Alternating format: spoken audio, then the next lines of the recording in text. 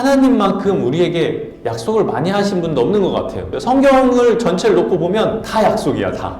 아담과 하와뿐만이 아니라 노아, 아브라함, 야곱, 이삭, 요셉 뭐 계속 약속이에요. 다윗, 솔로몬, 사사들, 그 뒤에 나오는 제자들까지 모두가 다 약속이야. 그러니까 이 성경은 어떻게 보면 약속의 책이에요.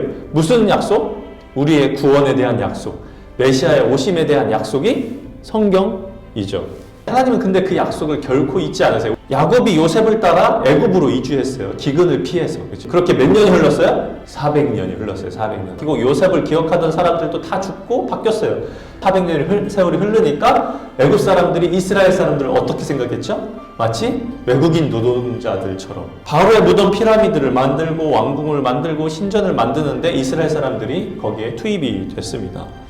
사람들은 점점 아브라함에게 했던 약속을 잊어먹었고 그리고 그들의 고향을 잊었을 거예요. 우리가 15년, 20년만 살아도 거기가 고향이라 생각해요.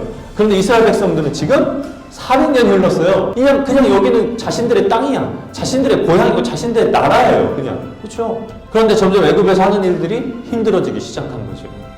그래서 그들은 하나님을 기억하기 시작했어요. 나의 할아버지 때부터 그때부터 들었던 그 하나님께서 우리에게 기적을 베풀어 주셨고 약속을 해주셨던 그 하나님께 기도하면 우리 조상을 여기까지 인도하셨던 하나님께서 우리도 혹시 기억하시고 우리를 이 고통과 어려움에서 좀 건져주시지 않을까라고 생각해서 기도하기 시작한 거죠. 그런데 5절에 정말로 하나님께서 그들의 시름소리를 들으셨대요.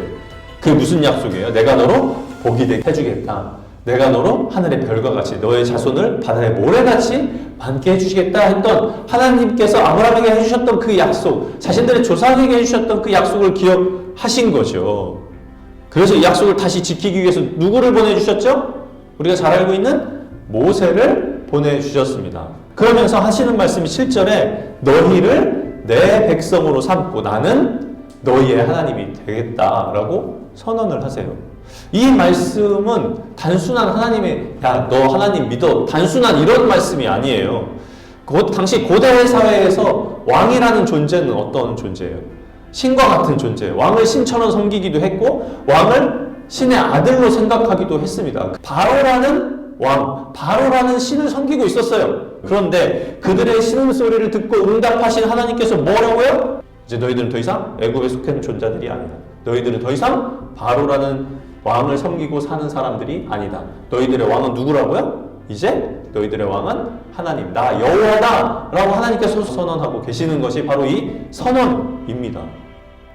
그러니까 너희들은 더 이상 바로의 통치 아래에 있는 것이 아니라 나의 소유가 될 것이고 너희들의 복을 주는 신은 하나님 나 한 분이다 라고 말씀하고 계시는 거죠. 그러니까 소속이 바뀐 거예요. 지금 세상의 소속이 아니라 바로의 소속이 아니라 이제 어디의 소속?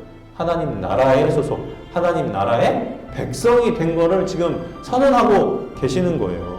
이스라엘 백성들의 고향, 땅, 그리고 하나님의 계획하심은 애굽에 있었던 게 아니에요. 어디에 있었죠? 가나안 땅에 있었어요. 이스라엘 백성들이 살아야 될 곳은 애굽이 아니라 어디였어요? 가나안 땅이었어요. 하나님께서 너희들을 세계의 모든 민족의 복이 되게 해주겠다라는 계획은 어디에서 이루어질 계획이었어요? 애굽이 아니라 가나안 땅이었어요. 이스라엘 백성들이 소망을 두고 향해서 나아가야 할 곳은 애굽이 아니라 어디라? 어디? 가나안이었다는 거예요. 하나님은 그걸 약속하셨고 그리고 약속대로 그걸 잊지 않으시고 이스라엘 백성들을 가나안 땅으로 이끌어내시기 위한 계획을 세워놓으십니다. 우리 친구들, 우리는 이 세상에서 살아갑니다. 이 땅에서 살아가요. 그런데 우리는 이 세상에 영원히 살 수 없어요. 그렇죠? 이 땅 가운데서 우리가 갖고 있는 것, 우리가 가지고 있는 것, 우리가 누리는 것 영원할 수 없어요. 그래서 하나님께서는 너희들이 살아가는 이 세상과 이 땅은 영원한 곳이 아니다. 너희들이 본 고향, 너희들이 향해 나아가야 될 곳은 어디라고요? 바로 하나님 나라다. 너희들은 이 세상의 왕에, 이 세상에 속한 것이 아니라 어디에 속한 사람들이라고요? 하나님 나라에 속한 사람들이고 하나님의 백성으로 살아가야 되는 사람들이 바로 누구라고요? 저와 여러분들이라고요. 우리는 이 세상 살아가면서 세상적인 가치와 세상적인 문화에 영향을 받지 않고 살아갈 수는 없습니다. 게임으로, 핸드폰으로, TV로, 아이돌, 여러분들이 좋아하는 것, 하고 싶어하는 것은 대부분 세상적 가치, 세상적인 영향 아래 놓여 있어요. 그런데 그것은 영원하다고요? 영원하지 않다고. 그것은 우리가 죽으면 사라져 없어져 버릴 것이고 세상이 지나고 시간이 연수가 지날수록 세대는 바뀌고 문화는 바뀌고 이 땅의 모든 것들은 사라집니다. 우리가 그런 거에 소망을 두고 살아갈 수 있을까요? 그렇지 않다는 거예요.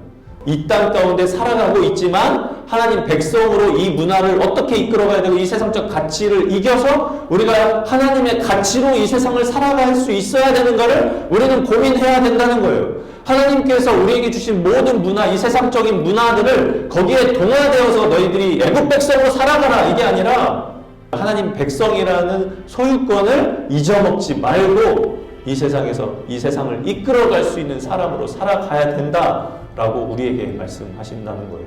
이 세상의 가치와 문화에 목매어 사는 삶이 아니라 나는 하나님의 백성이다라는 그런 생각과 가치관을 가지고 그런 소속감을 가지고 살아가라.